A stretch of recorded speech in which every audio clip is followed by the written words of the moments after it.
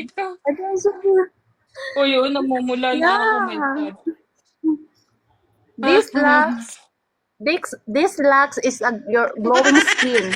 You know, glowing skin is vitamin C plus E, glycerin. Guys, Mapatay daw sa kadlaw yun. Paano tayo? there, if you have hair loss and can't use olive oil, put in your hair like it's real good. Ah, How smooth. if you could look like your hair, something like that, smooth, use Put oil. olive oil. Put oil. 5 minutes or 10 minutes, and then your hair. Put down.